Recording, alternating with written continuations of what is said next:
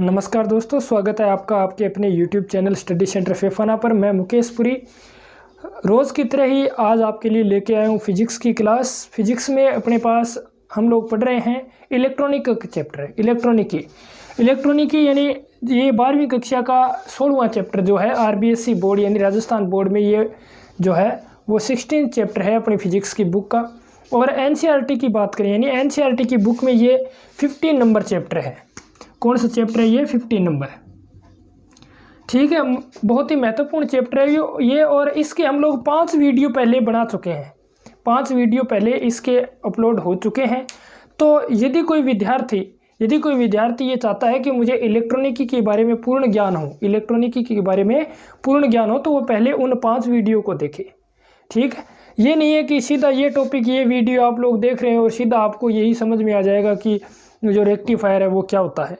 तो ऐसा संभव नहीं है। उसके लिए उसे पूरा पढ़ना पड़ेगा, ये पूरा चैप्टर।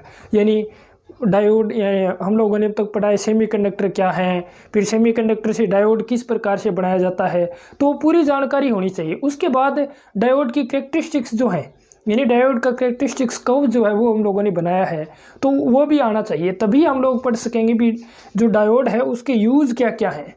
आज हम लोग पढ़ेंगे डायोड के यूज़। तो मोस्ट इंपॉर्टेंट यूज़ जो है डायोड का वो क्या है? एज ए रेक्टिफायर है। As a rectifier. रेक्टिफायर का मतलब है दिष्टकारी। रेक्टिफायर का मतलब क्या है? दिष्टकारी। ठीक है, तो दिष्टकारी क्या होता है ये आज हम लोग पढ़ेंगे। ठीक है, तो सबसे पहले अपने पास आता है भी दिष्टकारी के रूप में हम लोग उपयोग कर रहे हैं। तो दिष्टकारी यानी वो युक्ति होगी जो दिष्टकरण करती है, वही युक्ति होगी जो दिष्टकरण करती है। तो सबसे पहला आज हमें अध्ययन करना होगा दिष्टकरण का। सबसे पहले किसका अध्ययन करना होगा? दिष्टकरण का। दिष्टकरण यानी इंग्लिश में बोलते हैं इसे रेक्टिफिकेशन। इंग्लिश में क्या बोलते हैं इसे? रेक्टिफिकेशन। दिष्टकरण। अब देखिए, धारा, विद्युत धारा के बारे में आप लोग सब जानते हैं। विद्युत धारा क्या होती है? सतत आवेश प्रवाह की दर जो है उसे विद्युत धारा कहते हैं। सतत आवेश प्रवाह की दर क्या कहलाती है? विद्युत धारा। तो विद्युत धारा जो है वो अपने पास 2 रूप होते हैं। विद्युत धारा के कितने रूप होते हैं? 2 रूप होते हैं। विद्युत धारा के कितने रूप हैं? 2 रूप। कौन कौन से? पहले अपने पास AC यानी ऑल्टरनेटिंग करंट। AC यानी ऑल्टरनेटिंग करंट। और नंबर 2 है अपने पास डायरेक्ट करंट यानी DC। AC और DC ये आप लोग सब जानते हैं भी। एक तो अपने पास AC करंट होता है और दूसरा DC होता है। AC यानी इसे बोलते हैं हिंदी में प्रत्यावर्ती धारा। क्या बोलते हैं इसे? प्रत्यावर्ती धारा। और DC यानी इसे बोलते हैं हम लोग दिष्ट धारा। दिष्ट धारा क्या बोलते हैं? दिष्ट धारा यानी डायरेक्ट करंट। ठीक है, तो नाम से देखिए दिष्टकरण। नाम से क्या है? दिष्टकरण। तो दिष्टकरण मतलब है दिष्ट धारा में परिवर्तित करना है। दिष्टकरण मतलब है दिष्ट धारा में परिवर्तित करना है। किसको? तो प्रत्यावर्ती धारा को किस में बदलना? दिष्ट धारा में बदलना। प्रत्यावर्ती धारा को किस में बदलना? दिष्ट धारा में बदलना। ये क्या कहलाता है? दिष्टकरण कहलाता है। प्रत्यावर्ती धारा को दिष्ट धारा में परिवर्तित करना ही क्या कहलाता है? दिष्टकरण कहलाता है। प्रत्यावर्ती धारा को दिष्ट धारा में बदलना ही क्या है? दिष्टकरण है। ठीक है, तो ये तो बात होगी दिष्टकरण की। यानी रेक्टिफिकेशन क्या है? The process in which alternating current is change into direct current. ठीक है, यानी the process in which alternating current is change to direct current. ठीक है, यानी प्रत्यावर्ती धारा को दिष्ट धारा में बदलने का प्रोसेस जो है उसे क्या कहते हैं हम लोग? दिष्टकरण कहते हैं, रेक्टिफिकेशन कहते हैं। होगी बात क्लियर? अब दिष्टकारी, इसके बाद अपने पास आता है दिष्टकारी। यानी दिष्टकारी क्या होगा? दिष्टकारी यानी रेक्टिफायर। दिष्टकारी यानी रेक्टिफायर। फिर रेक्टिफायर क्या है? तो रेक्टिफायर क्या है? वह उपकरण जो प्रत्यावर्ती धारा को किस में बदलता है? दिष्ट धारा में बदलता है। या फिर दिष्टकरण में प्रयुक्त उपकरण। दिष्टकरण में प्रयुक्त उपकरण जो है उसे क्या कहेंगे हम लोग? रेक्टिफायर कहेंगे, दिष्टकारी कहेंगे। दिष्टकरण में प्रयुक्त उपकरण जो है उसे क्या कहते हैं हम लोग? दिष्टकारी कहते हैं। ठीक है, the instrument which is used into rectification. ठीक है, द इंस्ट्रूमेंट या अपरेटस यूज्ड इनटू किस में यूज होता हो? जो रेक्टिफिकेशन में यूज होता हो, जो रेक्टिफिकेशन में यूज होता हो उसे क्या कहते हैं हम लोग? रेक्टिफायर कहते हैं।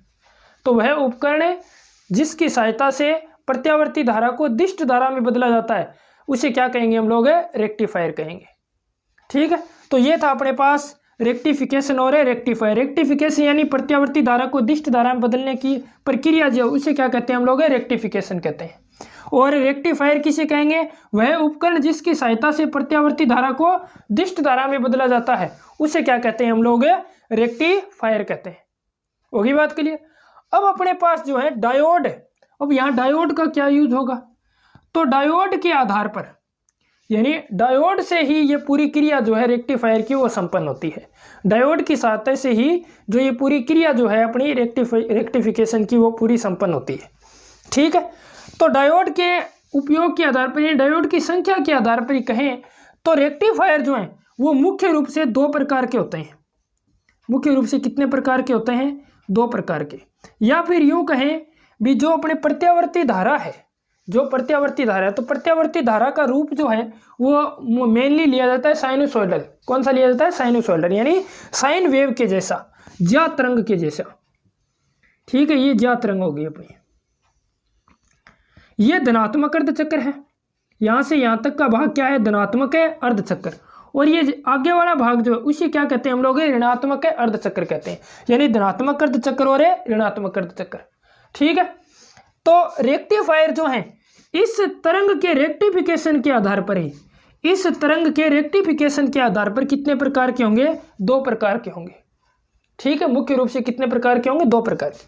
तो यदि कोई दिष्टकारी या कोई रेक्टिफायर इस केवल धनात्मक अर्धचक्र का ही, यानी केवल धनात्मक अर्धचक्र का ही रेक्टिफिकेशन करे, या केवल धनात्मक अर्ध तरंग को ही किस में बदले?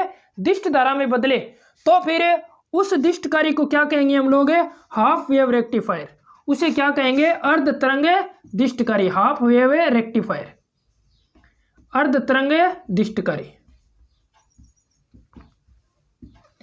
ठीक है, और यदि धनात्मक और ऋणात्मक दोनों अर्धचक्रों को, धनात्मक और ऋणात्मक दोनों अर्धचक्रों को ही किस में परिवर्तित कर दे? दिष्ट धारा में परिवर्तित कर दे, तो उसे बोलते हैं फुल वेव रेक्टिफायर। क्या बोलते हैं? पूर्ण तरंग दिष्टकारी, पूर्ण तरंग दिष्टकारी।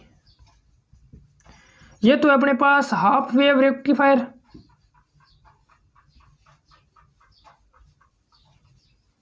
और ये फुल वेव रेक्टिफायर।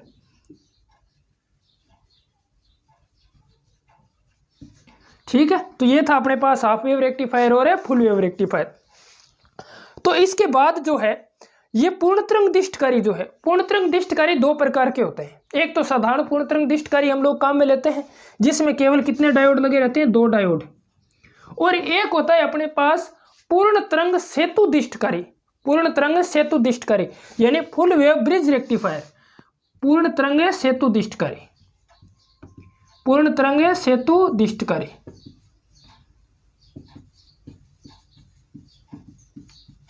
ठीक है, तो ये भी पूर्ण तरंग दिष्टकारी है एक तरीके से। ये क्या है? पूर्ण तरंग दिष्टकारी, यानी पूरी तरंग का, यानी धनात्मक अर्धचक्र और ऋणात्मक अर्धचक्र, यानी पॉजिटिव हाफ साइकिल और नेगेटिव हाफ साइकिल, दोनों का क्या करेगा? ये रेक्टिफिकेशन करेगा, दोनों का क्या करेगा? रेक्टिफिकेशन।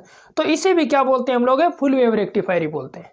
ठीक है, और इसमें डायोड जो प्रयोग में ले जाते हैं उनकी संख्या कितनी होती है? 4 होती है। डायोड की संख्या कितनी होती है? 4 होती है। ठीक है, तो ये अपना ब्रीफ जो चैप्टर का, या जो आज हम लोग लेक्चर है अपना, उस लेक्चर का ब्रीफ था। अब हम लोग इनका पूरा अध्ययन करेंगे, यानी अब हम हमारी शुरुआत कहाँ से करेंगे? हम लोग दिष्टकारी यानी रेक्टिफायर से करेंगे। और पहला रेक्टिफायर जो अपने पास कौन सा होगा? अर्ध तरंग दिष्टकारी होगा, अर्ध तरंग दिष्टकारी। सबसे पहले हम लोग पढ़ेंगे हाफ वेव रेक्टिफायर क्या होता है। हाफ वेव रेक्टिफायर तो नाम से ही पता चल रहा है, पहली बात तो इसके नाम से ही पता चल रहा है, यानी हाफ वेव। क्या नाम चल रहा है? हाफ वेव, यानी अर्ध तरंग। तो पहली बात ये आ गई भी ये केवल आधी तरंग का ही, यानी हम लोग पूरी जो है प्रत्यावर्ती धारा ले लें। ये अपने पास क्या है?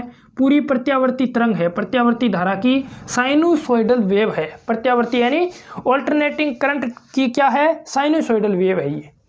तो इस साइनोसॉइडल वेव में जो पहला आधा भाग है, या जो पहला आधा भाग है, यानी यहाँ से लेकर यहाँ तक का जो आधा भाग है, ये धनात्मक अर्धचक्र है, इसे क्या बोलते हैं? पॉजिटिव हाफ साइकिल, धनात्मक अर्ध चक्र, पॉजिटिव हाफ साइकिल, ठीक है, यानी धनात्मक अर्ध चक्र।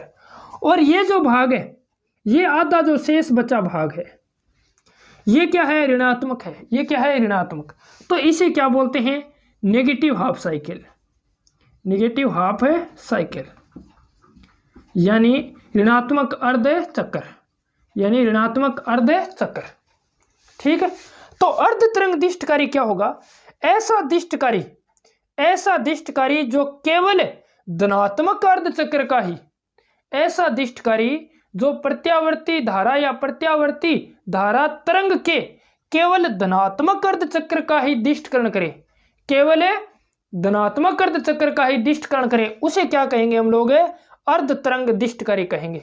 उसे क्या कहेंगे हम लोग? अर्ध तरंग दिष्टकारी। तो आप लोगों के मन में ये क्वेश्चन आ रहा होगा, भी सर कैसे, ये कैसे करता है दिष्टकरण इसका, यानी आधे का ही क्यों करता है? तो उसका अध्ययन हम लोग अब करेंगे। देखिए, सबसे पहले बात आती है इसका डायग्राम, ठीक है। तो डायग्राम क्या होगा अपने पास? देखिए, एक लेते हैं हम लोग ट्रांसफार्मर। अब ट्रांसफार्मर क्यों लिया? ट्रांसफार्मर लेने का कारण यह है भी ट्रांसफार्मर एक ऐसी युक्ति है, ट्रांसफार्मर एक ऐसी युक्ति है जो केवल और केवल प्रत्यावर्ती धारा पर काम करती है, जो केवल और केवल ऑल्टरनेटिंग करंट पर ही काम करती है, ठीक है। तो इस कारण यहां पर इस उपकरण में हमें क्या है? प्रत्यावर्ती धारा की आवश्यकता है, ठीक है।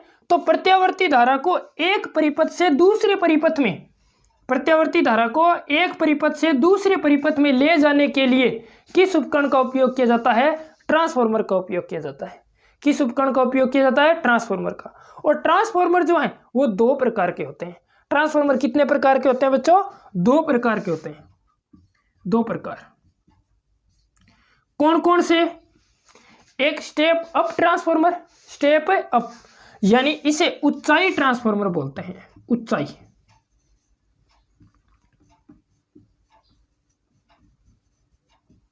ऊंचाई ट्रांसफार्मर, ये इंग्लिश में क्या बोलेंगे इसे? Step up transformer, step up transformer, step up, ठीक है। और दूसरा होता है अपने पास अपचाई ट्रांसफार्मर। कौन सा होता है? अपचाई ट्रांसफार्मर, यानी step down transformer, step down transformer, ठीक है। तो यहां पर हम लोग उपयोग में लेंगे वो ट्रांसफार्मर कौन सा है, यानी जो दिष्ट कार्य में, जो ट्रांसफार्मर दिष्ट कार्य में उपयोग होता है वो ट्रांसफार्मर कौन सा है? तो वो ट्रांसफार्मर अपने पास कौन सा होता है? ऊंचाई ट्रांसफार्मर होता है। कौन सा ट्रांसफार्मर होता है बच्चों? ऊंचाई ट्रांसफार्मर हम लोग काम में लेते हैं, ठीक है। तो कौन सा ट्रांसफार्मर है? स्टेप अप ट्रांसफार्मर काम में लेंगे, ठीक है। तो ये था अपने पास स्टेप अप ट्रांसफार्मर।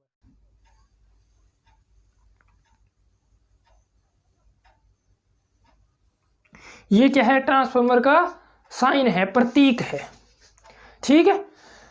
ट्रांसफार्मर को किसी भी विद्युतीय परिपथ में इस साइन द्वारा इंडिकेट किया जाता है। ये जो है ये प्राइमरी कॉइल है, प्राथमिक कुंडली। ये क्या है? प्राथमिक कुंडली। और प्राथमिक कुंडली में फेरों की संख्या मान ली कितनी है? NP। प्राथमिक कुंडली में फेरों की संख्या कितनी मान ली? MP मान ली। Number of turns in primary coil, number of turns in primary coils कितने हैं? NP है। और ये है अपने पास सेकेंडरी कॉइल। ये क्या है? Secondary coil. और सेकेंडरी कॉइल में जो नंबर ऑफ टर्न्स है वो मान लिया हमने कितने हैं? NS, number of turns in secondary coil, ठीक है। अब ट्रांसफार्मर जो है वो हमें पता है भी किस पर काम करता है? प्रत्यावर्ती धारा पर। तो इसे एक प्रत्यावर्ती धारा स्रोत से या प्रत्यावर्ती वोल्टता स्रोत से क्या है? कनेक्ट कर देते हैं। प्रत्यावर्ती वोल्टता स्रोत से क्या कर दिया? कनेक्ट कर दिया। अब बात आती है भी ये ट्रांसफार्मर जो है उसकी सेकेंडरी कॉइल। तो सेकेंडरी कॉइल में हम लोग ऐड करते हैं एक डायोड। क्या लगाएंगे? एक डायोड। ये कौन सा डायोड है अपने पास? ये है PN संधि डायोड। कौन सा डायोड है बच्चों? PN संधि डायोड है ये अपने पास PN संधि डायोड। तो ये PN, यानी इसे सेमीकंडक्टर डायोड भी बोलते हैं और PN जंक्शन डायोड भी बोलते हैं, ठीक है। फिर क्या लगाएंगे, एक लोड रेजिस्टेंस, ये लो जी लोड रेजिस्टेंस।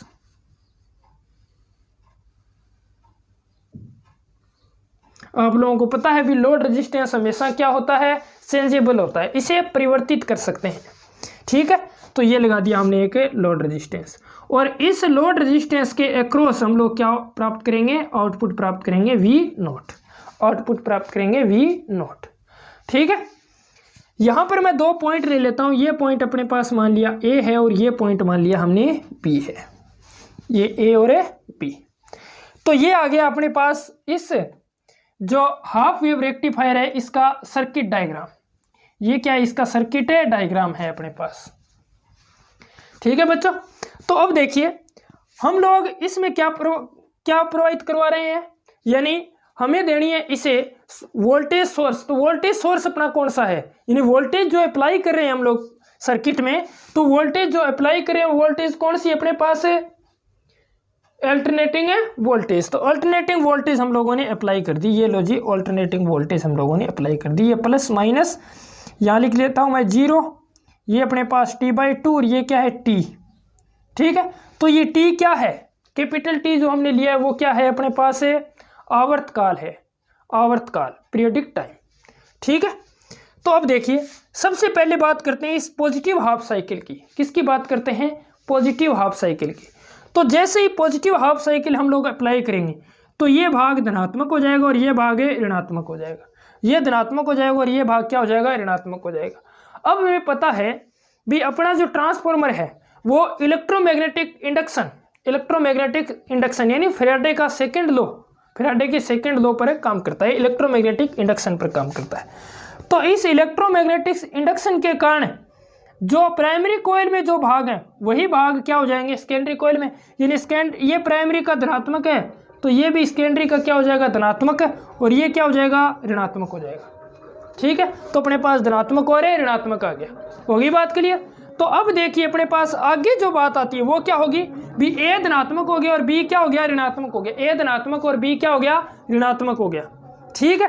तो ए धनात्मक होने के कारण, अब ए के धनात्मक होने के कारण अब डायोड देखिए, डायोड का पॉजिटिव भाग जो है वो किससे जुड़ा है, धनात्मक से, और नेगेटिव भाग किससे जुड़ा है, नेगेटिव से। पॉजिटिव से जुड़ा है और नेगेटिव से जुड़ा है। इसका मतलब क्या हो गया, डायोड जो है वो फॉरवर्ड बायस में है, डायोड क्या है, फॉरवर्ड बायस में है, डायोड अग्र अभिनति में आ गया, डायोड जो है वो किस में आ गया, अग्र अभिनति में आ गया, डायोड किस में हो जाएगा, अग्र अभिनति में। और डायोड जब अग्र अभिनति में होगा तो हमें पता है भी, हम लोगों ने डायोड की जो बाइसिंग है वो पीछे वाले लेक्चर में हम लोगों ने पढ़ी थी।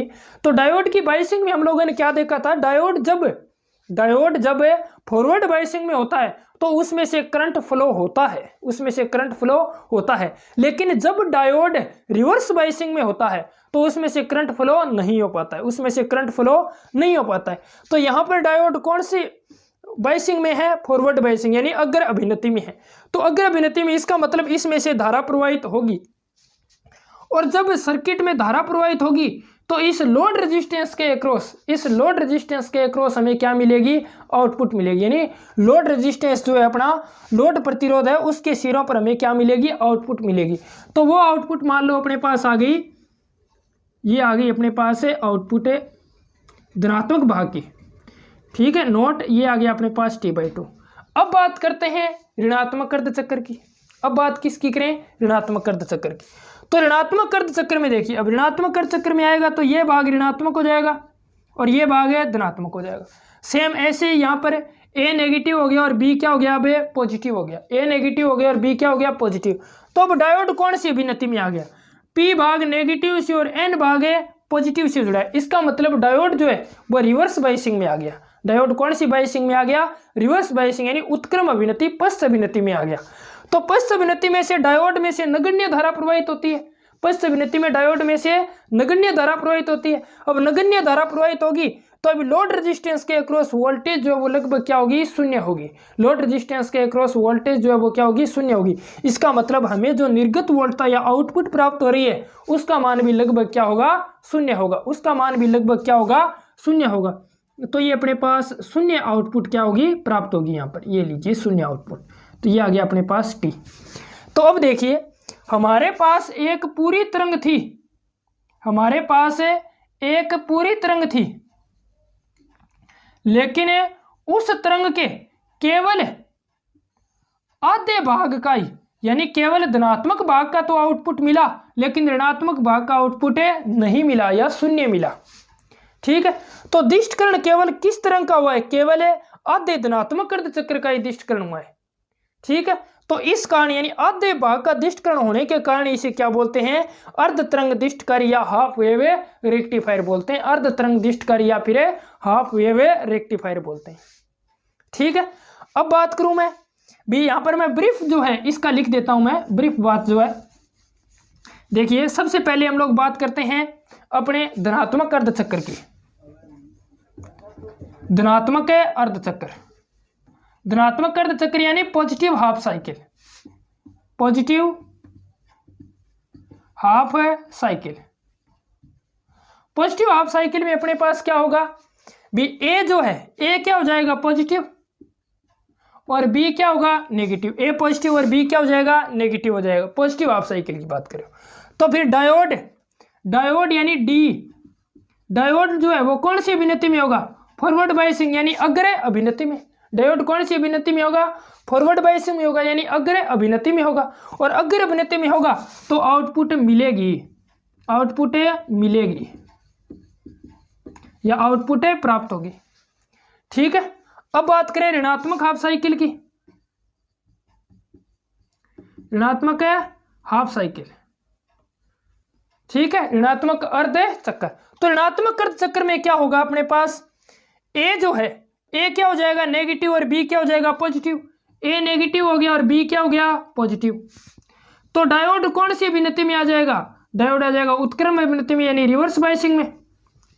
डायोड कौन सी अभिनति में आ जाएगा? रिवर्स बायसिंग यानी उत्क्रम अभिनति में आ जाएगा। और डायोड जैसी उत्क्रम अभिनति में आएगा तो आउटपुट नहीं मिलेगी। क्यों? क्योंकि डायोड में से धारा प्रवाहित नहीं होगी, आउटपुट नहीं मिलेगी। तो केवल जो प्रत्यावर्ती धारा है उसके केवल धनात्मक अर्धचक्र की आउटपुट मिल रही है, केवल धनात्मक अर्धचक्र की आउटपुट मिल रही है। जो आउटपुट मिलेगी वो इस तरीके से होगी अपने पास। तो केवल धनात्मक भाग की आउटपुट मिल रही है। ठीक है, तो ऋणात्मक भाग की आउटपुट नहीं मिल रही, यानी केवल आधे भाग की आउटपुट मिल रही है। इस कारण इसे क्या बोलते हैं? अर्ध तरंग दिष्टकारी। इस कारण इसे क्या बोलते हैं? अर्ध तरंग दिष्टकारी। ठीक है, तो ये था अपने पास अर्ध तरंग दिष्टकारी। अब अर्ध तरंग दिष्टकारी में से दो छोटे छोटे क्वेश्चन पूछे जाते हैं कभी कभी, तो दो छोटे छोटे क्वेश्चन पूछे जाते हैं, उसका आंसर भी मैं बता देता हूं। पहली बात तो इसकी दक्षता कितनी होती है? दक्षता, दक्षता, दक्षता का फॉर्मूला क्या होता है? Eta is equal to V nought upon V I या I nought upon I I. V nought upon V I होता है। दक्षता का फॉर्मूला क्या होता है? V nought upon V I, या फिर P nought upon P I लिख दे। ठीक है, P nought upon P I भी लिखते हैं इसे। तो V nought V I, I no P nought P I, ये क्या है? तो वी नॉट क्या है? आउटपुट वोल्टेज, वी आई क्या है? Input voltage. ठीक है, तो निर्गत वोल्टता और निवेशी वोल्टता, निर्गत वोल्टता और निवेशी, निर्गत यानी आउटपुट, निवेशी यानी इनपुट का अनुपात जो होगा उसे क्या कहेंगे? दक्षता कहेंगे। या फिर आउटपुट शक्ति यानी निर्गत शक्ति और निवेशी शक्ति का अनुपात जो उसे भी क्या बोलते हैं हम लोग? दक्षता बोलते हैं। ठीक है, तो हाफ वेव ट्रांसफॉर्मर जो, सॉरी, हाफ वेव रेक्टिफायर जो है, हाफ वेव रेक्टिफायर की दक्षता जो है वो लगभग कितनी होती है? 40% होती है। लगभग कितनी होती है? 40%। ठीक है, लगभग दक्षता कितनी होती है इसकी? 40% होती है। ठीक है, या फिर 41 कहते हैं, 41 भी लिखा आता है कहीं भी। तो 40 to 41% जो है इसकी दक्षता होती है। प्योरली दक्षता कितनी होती है इसकी? 40 to 40% होती है। ठीक है, दूसरी बात है, क्या हाफ वेव रेक्टिफायर में, क्या हाफ वेव रेक्टिफायर में जो अपनी तरंग है, तरंग की आवृत्ति चेंज होती है? क्या आवृत्ति परिवर्तित होती है? तो हाफ वेव रेक्टिफायर में आवृत्ति परिवर्तित नहीं होती है, आवृत्ति परिवर्तित नहीं होती। कहने का मतलब है यदि हम लोगों ने इनपुट जो है अपने पास, इनपुट वोल्टता जो है, इनपुट वोल्टता की आवृत्ति यदि 60 हर्ट्ज है, मान लिया कितनी है? 60 हर्ट्ज, 50 हर्ट्ज मान लेते हैं। भारत में कितनी है इसकी प्रत्यावर्ती धारा की आवृत्ति जो है वो कितनी है? 50 हर्ट्ज है, तो 50 हर्ट्ज ही मान लेते हैं। मान लिया कि प्रत्यावर्ती धारा की आवृत्ति मान ली इनपुट की 50 हर्ट्ज है, तो आउटपुट की आवृत्ति भी कितनी रहेगी, 50 हर्ट्ज ही रहेगी, यानी नो चेंज। तो फ्रीक्वेंसी जो है वो क्या रहती है, सेम रहती है। फ्रीक्वेंसी क्या रहती है, सेम रहती है। ठीक है, तो ये दो महत्वपूर्ण क्वेश्चन थे, वो आप लोगों को बता दिए। ये था अपने पास हाफ वेव रेक्टिफायर। नंबर 2 है अपने पास पूर्ण तरंग दिष्टकारी, फुल वेव रेक्टिफायर। नंबर 2 क्या है अपने पास, है पूर्ण तरंग दिष्टकारी।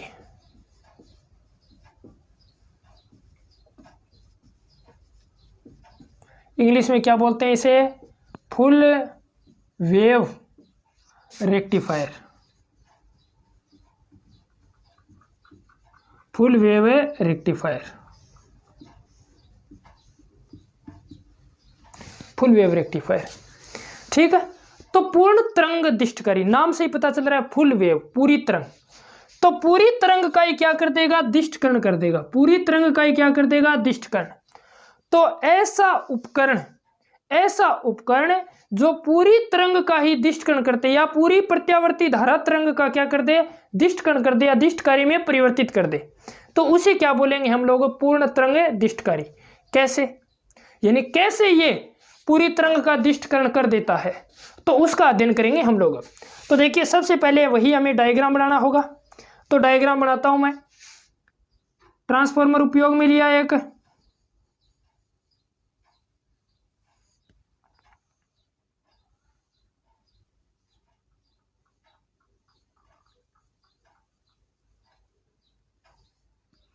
ठीक है, डायोड, ये मान लिया D1 है डायोड। डायोड कौन सा है अपने पास, D1।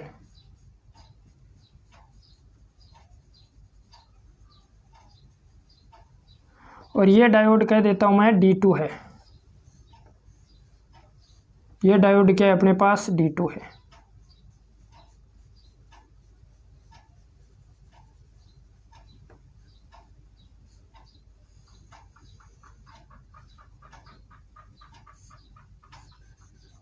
और यहाँ पर अपने पास रेजिस्टेंस कनेक्ट है। ये मान लेता हूँ मैं पॉइंट C, ये मान लेता हूँ D, ये पॉइंट मान लिया A, ये पॉइंट मान लिया B। ये अपने पास लोड रेजिस्टेंस है RL, और इसके अक्रॉस हमें मिलेगी आउटपुट यानी V0। ठीक है, यहाँ मुख्य हमें धारा की दिशा भी, इस परिपथ में हमें धारा की दिशा का भी ज्ञान होना चाहिए। ठीक है, देखेंगे हम लोग कैसे। तो इसे हम लोग देते हैं इनपुट, यानी जो निवेशी अपनी वोल्टता है वो कौन सी होनी चाहिए, प्रत्यावर्ती होनी चाहिए। क्यों प्रत्यावर्ती क्यों होनी चाहिए, क्योंकि अपना ट्रांसफार्मर जो है एक ऐसा विद्युतीय उपकरण है ट्रांसफार्मर, जो केवल और केवल प्रत्यावर्ती धारा पर ही काम करता है। केवल और केवल प्रत्यावर्ती धारा पर काम करता है। प्रत्यावर्ती धारा पर काम करने के लिए इसे क्या दी हमने, प्रत्यावर्ती वोल्टता दी। ठीक है, प्रत्यावर्ती वोल्टता का साइनोसॉइडल रूप जो है वो अपने पास ये है। ये पॉजिटिव हाफ साइकिल, ये नेगेटिव हाफ साइकिल, ये 0, ये T/2, ये अपने पास T। ठीक है, अब बात करते हैं पॉजिटिव हाफ साइकिल की। तो यहां पर लिख देता हूं मैं धनात्मक अर्धचक्र में, धनात्मक अर्धचक्र यानी पॉजिटिव हाफ साइकिल। पॉजिटिव है हाफ साइकिल। तो पॉजिटिव हाफ साइकिल में क्या होगा, पॉजिटिव हाफ साइकिल जैसे ही हम लोगों ने अप्लाई किया, तो ये जो अपनी प्राइमरी जो कॉइल है या प्राथमिक कुंडली जो है, ये भाग धनात्मक हो जाएगा, ये ऋणात्मक हो जाएगा। इंडक्शन के कारण ये पॉजिटिव हो जाएगा और ये नेगेटिव हो जाएगा, यानी ए पॉजिटिव और बी क्या हो गया, नेगेटिव हो गया। ए पॉजिटिव और बी क्या हो गया, नेगेटिव। ये डायोड D1 है, डायोड D1 का ये P भाग और ये N भाग, इस डायोड D2 का ये P भाग और ये N भाग। ठीक है, तो यदि पॉजिटिव हाफ साइकिल अपने पास हुआ तो हमने लिख दिया अभी ए पॉजिटिव की तरह काम करेगा और बी किसकी तरह काम करेगा, नेगेटिव टर्मिनल की तरह काम करेगा। ए पॉजिटिव की तरह और बी नेगेटिव की तरह, कोई समस्या नहीं। अब देखिए, यदि ए पॉजिटिव है और बी नेगेटिव है तो डायोड D1 का पॉजिटिव जो है वो पॉजिटिव से और नेगेटिव जो है वो नेगेटिव से जुड़ा है। इसका मतलब डायोड D1 जो है वो किस में होगा, अग्र अभिनति में। डायोड D1 किस में होगा, अग्र अभिनति में, फॉरवर्ड बायसिंग में, यानी FAB लिख देता हूं, फॉरवर्ड बायसिंग। ठीक है, FB यहाँ फेसबुक नहीं है, फॉरवर्ड बायसिंग है। ठीक है, फिर देखिए धारा की दिशा, इसमें धारा की दिशा क्या होगी, पॉजिटिव टू हम जानते हैं, अभी धारा की दिशा क्या होगी, पॉजिटिव टू नेगेटिव। तो इसमें धारा की दिशा जो है वो सी से डी की ओर, यदि फॉरवर्ड बायसिंग में है तो धारा प्रवाहित होगी यानी सी से डी की ओर। धारा की दिशा क्या हो गई, सी से डी की ओर। अब डायोड D2 की बात करें तो डायोड D2 जो है, डायोड D2 देखिए पॉजिटिव नेगेटिव से जुड़ा है और नेगेटिव पॉजिटिव से जुड़ा है। इसका मतलब डायोड D2 जो है, डायोड D2 किस में है, पश्च अभिनति में है, पश्च अभिनति में, पश्च अभिनति यानी रिवर्स बाइसिंग, रिवर्स बाइसिंग। ठीक है, तो ये पश्च अभिनति में गया। अब इसमें से धारा प्रवाहित होगी नहीं, तो धारा केवल और केवल किसके कारण प्रवाहित हो रही है, डायोड D1 के कारण। और धारा की दिशा क्या है, C से D की ओर है। तो हमने पॉजिटिव हाफ साइकिल के लिए जो output I, positive half cycle के लिए जो आउटपुट आई वो लिख दी हम लोगों ने, ये लीजिए। ठीक है, ये डायोड कौन से डायोड के कारण आई है, D1 के कारण आई है। धारा की दिशा क्या है, C से D की ओर है, C से D की ओर। ठीक है, और 0 to T/2 क्यों, पॉजिटिव हाफ साइकिल यानी T/2 तक की हम अपने पास आउटपुट जो है वो आ गई है। अब बात करें अगले भाग की, अगले भाग यानी नेगेटिव हाफ साइकिल की। जैसे ही नेगेटिव हाफ साइकिल अप्लाई होगा तो ये अपने पास नेगेटिव हो जाएगा, ये पॉजिटिव हो जाएगा। इंडक्शन के कारण ए जो है वो नेगेटिव हो जाएगा और बी क्या हो जाएगा, पॉजिटिव। ए नेगेटिव हो जाएगा और बी पॉजिटिव। तो यहाँ लिख देते हैं ऋणात्मक अर्ध चक्र में,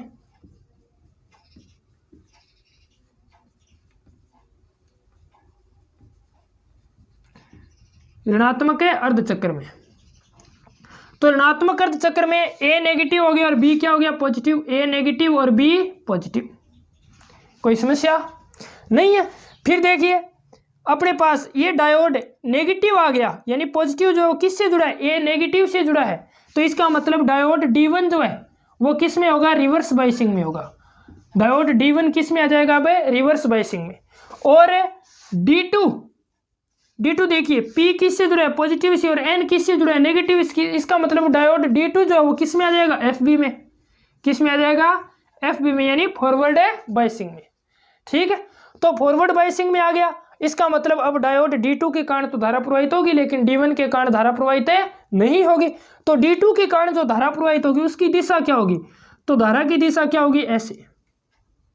कहने का मतलब है C से D की ओर, C से D की ओर। तो इसमें भी जो धारा प्रवाहित हो रही है उसकी दिशा क्या है, धारा की दिशा क्या है, C से D की ओर।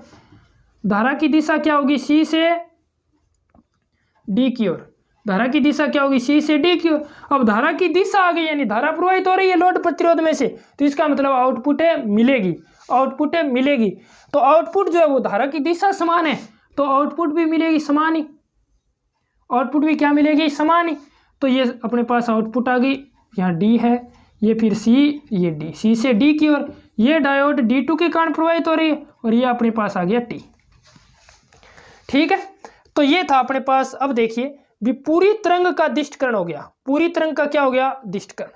तो पूरी तरंग का दिष्टकरण हो गया, इसका मतलब इसे क्या कहेंगे हम लोग, फुल वेव रेक्टिफायर, पूर्ण तरंग दिष्टकारी। फुल वेव रेक्टिफायर यानी पूर्ण तरंग दिष्टकारी कहेंगे। होगी बात क्लियर। अब इसकी यानी जो आउटपुट जो है इसकी आवृत्ति, आवृत्ति क्या हो जाती है, अभी प्रारंभ की दुगुनी हो जाती है। आवृत्ति क्या हो जाती है, दुगुनी। इसमें आवृत्ति क्या हो जाती है, दुगुनी हो जाती है। आवृत्ति यदि दुगुनी हो गई, आवृत्ति यदि क्या होगी, दुगुनी होगी, तो संभव सी बात है भी आवर्तकाल क्या हो जाएगा, इसका आधा हो जाएगा। आवर्तकाल क्या हो जाएगा, आधा। यानी आवृत्ति यदि दुगुनी होगी, क्यों आवृत्ति दुगुनी होती है आवर्तकाल आधा क्यों हो जाता है, क्योंकि हम लोग जानते हैं भी आवृत्ति जो है वो आवर्तकाल का क्या होती है, व्युत्क्रम होती है।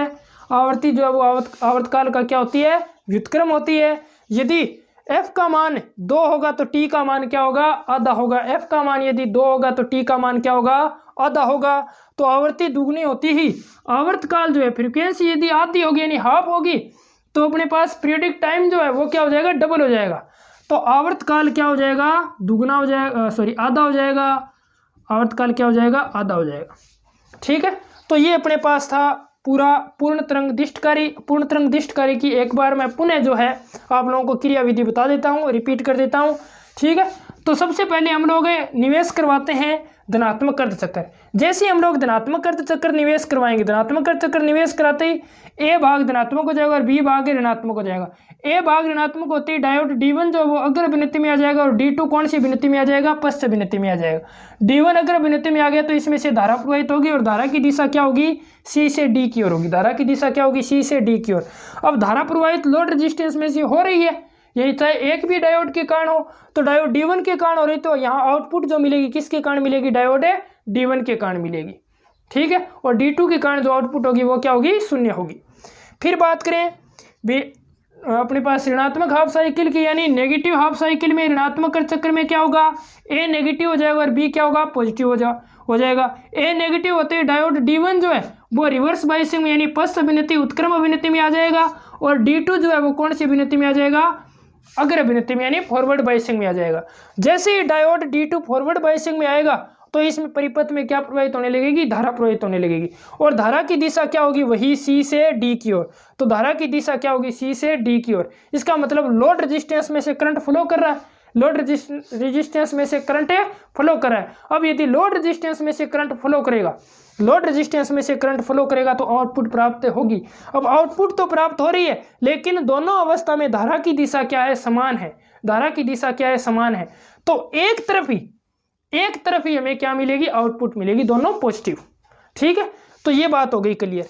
फिर बोलते हैं भी जो है अपना पूर्ण तरंग दिष्ट कार्य है। पूर्ण तरंग दिष्ट कार्य में आउटपुट जो तरंग है, आउटपुट तरंग की आवृत्ति क्या हो जाती है, निवेशी तरंग की तुलना में दुगुनी हो जाती है। यानी यदि निवेशी की आवृत्ति 50 हर्ट्ज है, 50 हर्ट्ज है तो आउटपुट की कितनी हो जाएगी, 100 हर्ट्ज हो जाएगी, 100 हर्ट्ज।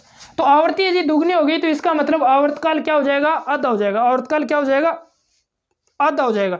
फिर हम बात करें मुख्य, यानी इसकी दक्षता कितनी होती है, इसकी दक्षता। तो इसकी दक्षता जो है वो 80% से 82% तक होती है। 80% से 82% तक होती है, 80% से 82% तक, ठीक है। वैसे तो 81.2 मानते हैं इसकी दक्षता, 81.2%, 81.2%, लेकिन ये प्योर नहीं है। यानी इसकी गणना में जो है एरर आता रहता है, ऊपर नीचे होती रहती है इसकी गणना, ठीक है। तो 81.2% मानते हैं। और जो अपना हाफ वेव रेक्टिफायर है, हाफ वेव रेक्टिफायर की जो अपने पास दक्षता है, ईटा जो है, एफिशिएंसी जो है उसे कितने मानते हैं, 40.6% मानते हैं, ठीक है। इसकी 40.6%, इसका दुगना हो गया 81.2%, ठीक है। तो लगभग इसकी दक्षता जो है 40%, यानी हाफ वेव रेक्टिफायर की दक्षता जो कितनी होगी, यानी एफिशिएंसी कितनी होगी, 40% के अप्रोक्स होती है। और वैसे ही फुल वेव रेक्टिफायर की एफिशिएंसी जो है वो लगभग 80 to 82% तक होती है, ठीक है। तो ये था अपने पास पूर्ण तरंग दिष्टकारी। अब एक दिष्टकारी और बचा है अपने पास, पूर्ण तरंग सेतु दिष्टकारी। पूर्ण तरंग सेतु दिष्टकारी के बारे में हम लोग अगले नेक्स्ट लेक्चर में अध्ययन करेंगे। तो मैं आशा करता हूं कि आज आप लोगों ने जो भी पढ़ा है वो आप लोगों को पूरा समझ में आया होगा।